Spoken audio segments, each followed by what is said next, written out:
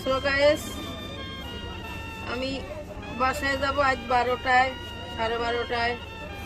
যাইতে অনেক দেরি হবে, তাই এই সুপারি কাটা সপ্তাহ দিয়ে তরকারিগুলো দোকানে বাইসা কাইটা নিয়ে যাই, যাতে যেন বাসায় যায় তাড়াতাড়ি পাক করা হয়, রান্না করা হয়।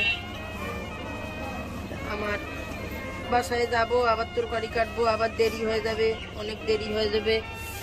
এদিকে কয়টা পালং শাক, কয়টা ধনিয়া পাতা, একটা কিসকিন্দা, 3টা পটল, একটা আলু, এই 2 পলি করে দিয়েছি 2 দিনের লাগিয়া।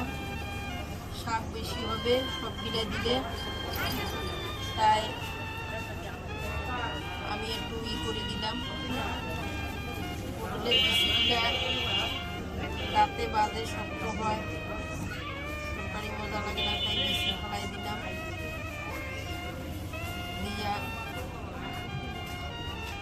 তরকারিতে দিব।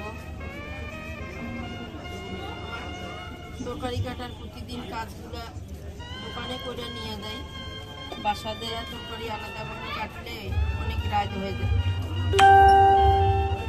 তাই এইভাবে দোকানে বসে বসে কতগুলা পাট শাকের কাজ, ঘরের কাজ কতগুলো এইখানে করে নিয়ে যাই, যাতে যেন আমার সুবিধা হয়।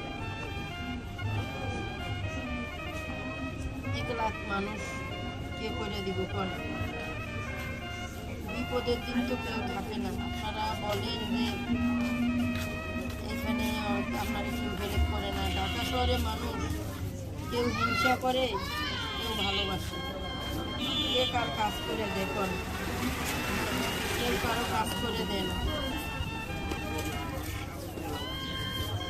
আরেকজন যদি ভালোবাসে, একজন যদি করে দেয়, মায়া লাগে, আর একজনে খোঁচা লাগায়।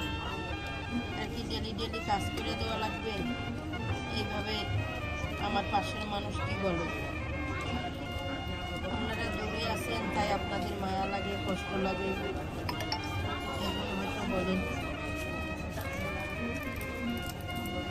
কি করব? আল্লাহ যেহেতু আমাকে কষ্টে দিয়ে তৈরি করছে, আমার কষ্টের মাটি দিয়ে দেহটা বানানো, আল্লাহ যেগুলো কষ্ট দিচ্ছে সেগুলো কি করে মরা লাগবে, আর কিছু নেই। আর সবাই 3 মিনিট দিচ্ছে, সবাই ভিডিওটা সাপোর্ট করবেন, লাইক কমেন্ট শেয়ার করবেন, আমার পাশে থাকবেন এভাবে যেভাবে আমার পাশে আছেন। কি করবেন? পয়সা দিয়ে তো। সবাই ভালো থাকবেন, সুস্থ থাকবেন। আল্লাহ হাফেজ। সবার জন্য অনেক অনেক দোয়া ও ভালোবাসা রইল।